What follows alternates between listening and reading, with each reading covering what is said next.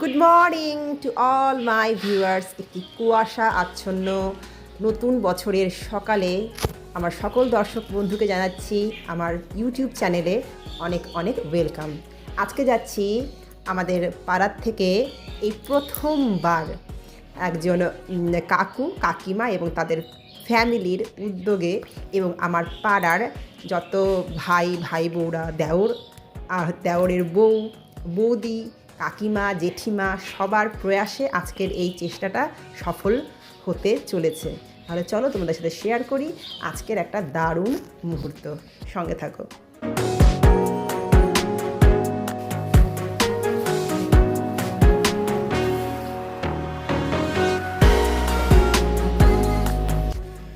High, winter ভ্যাকেশনে মাসির বাড়ি থেকে তো ঘুরে এলাম রাধিকাকে নিয়ে। আরেকটা জায়গায় যাচ্ছি, রাধিকার তো এবার মজাই মজা, ঘোরাই ঘোরা। হ্যাঁ, তো আমরা যাচ্ছি হচ্ছে কি পাড়ার থেকে পিকনিক, প্রায় 25 থেকে 30 জন। হঠাৎ করে প্ল্যানটা হলো, আর প্ল্যানটা করেছে আমাদের পাড়ারই এক শর্মা কাকু আর তার ফ্যামিলি। ভীষণ ভালো লাগছে, তো সবাই ভীষণ আনন্দিত। তো চলো যাই, তোমাদেরকে নিয়ে যাই। কোথায় যাচ্ছি দেখাচ্ছি, চলো।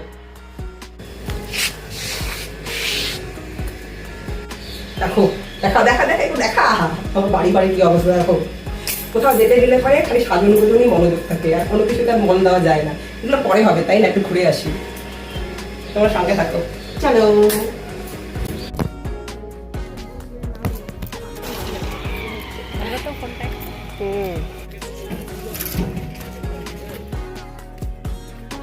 আমাদের ব্যাটালিয়ান রেডি।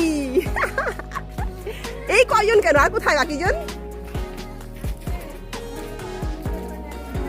ভাবলাম আমি মনে হয় লেট একদম। না না না না, একটু হাই হ্যালো বলে দাও সবাই।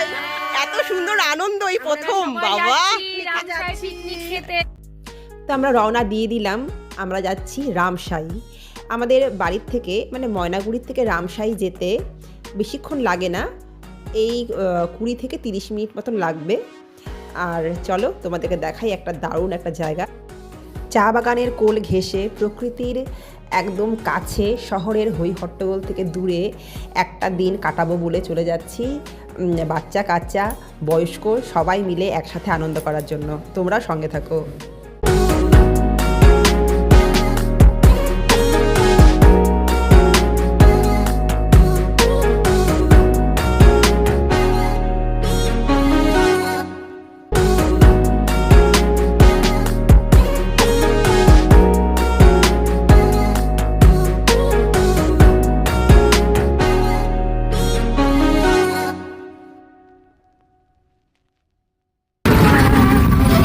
এসেছি আমাদের গন্তব্যস্থলে। এখন কিছুটা পথ পায়ে হেঁটেই এগোতে হবে, কারণ দুর্গাপূজার পরে যে ভয়াবহ বন্যাটা হয়েছিল, দেখো তার ফল স্বরূপ নদীর পলি মাটি জমে এখানে অনেক মাটির উঁচু স্তূপ হয়ে গেছে। তো সেখানে পায়ে হেঁটেই এগোতে হবে, কারণ হচ্ছে গিয়ে রামশাই জায়গাটা হচ্ছে জলঢাকা নদীর পাশেই অবস্থিত।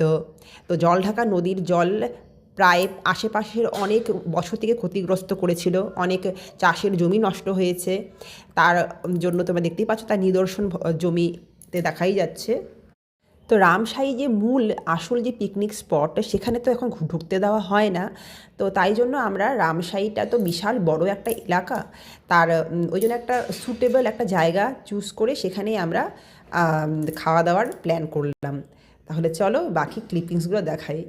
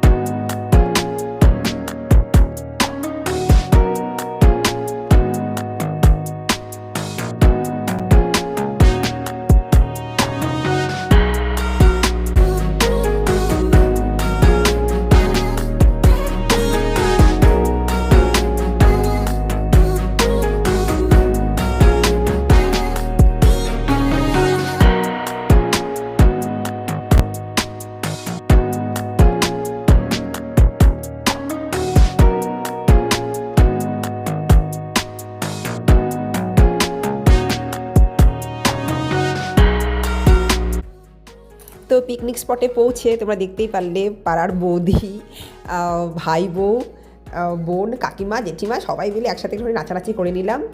তারপরে এখন হচ্ছে গিয়ে একটুখানি টিফিন খাওয়ার পালা। একটা গাছের ছায়া দেখে সবাই বসে পড়লাম। তো টিফিনে ছিল পাউরুটি আর সাথে মিষ্টি।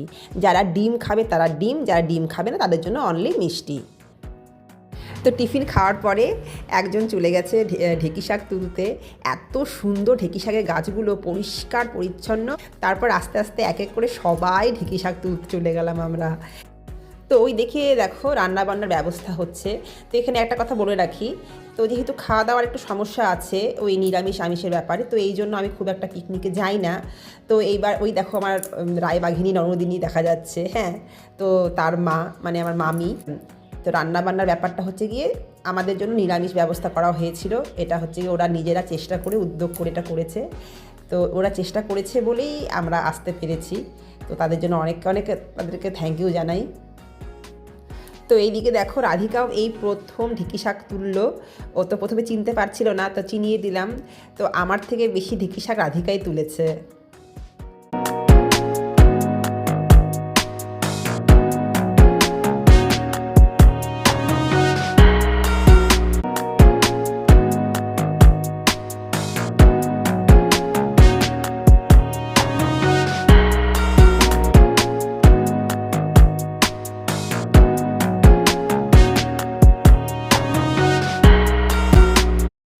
এখন হাঁটতে হাঁটতে সবাই মিলে চলে এলাম নদীর ধারে। নদীটা এত সুন্দর লাগছিল দেখতে, একদম নীল জল, পরিষ্কার পরিচ্ছন্ন। নদীর নিচের বালি পাথর সব দেখা যাচ্ছিল। এটাই হলো জল ঢাকা নদী। রামসাই যে পুরো এলাকাটা, পুরো এরিয়াটা কিন্তু এই নদীর ধারেই অবস্থিত।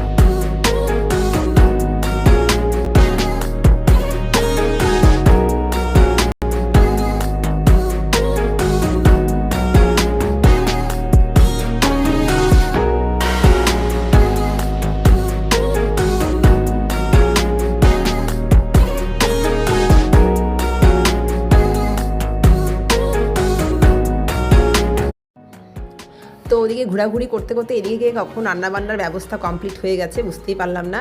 একটা আনন্দময় দিন শেষের দিকে চলে এলো। তো আমরা যারা নিরামিষ খাবো তারা হচ্ছে আগে খেয়ে নেবো, নয়তো পরে আবার ছোঁয়াছানি হয়ে যাবে।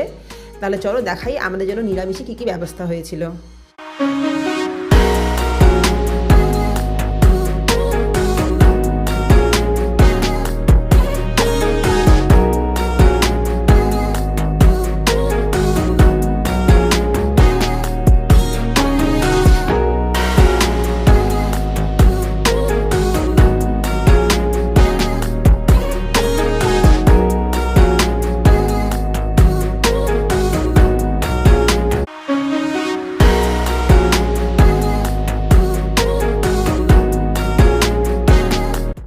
তো নিরামিষে ছিল বাঁধাকপি ঘন্ট, ছোটো আলু, সোয়াবিন আর পনির দিয়ে একটা দম হয়েছিল, আর বাঁধাকপির পকোড়া ছিল। তো আমরা খেয়ে নিলাম, এখন বাকিরা খেতে বসেছে।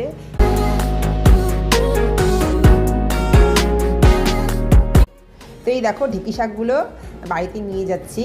তো আমরা সব থেকে কম পরিমাণ তুলেছিলাম, তো সবাই সবার থেকে একটু একটু করে শেয়ার করেছে আমাদেরকে।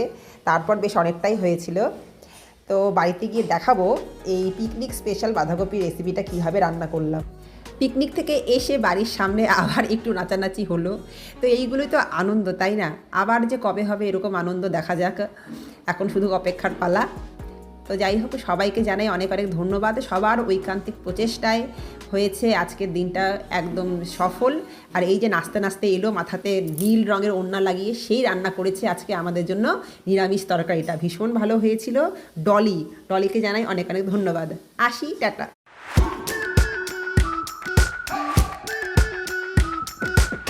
We've been waiting for so long.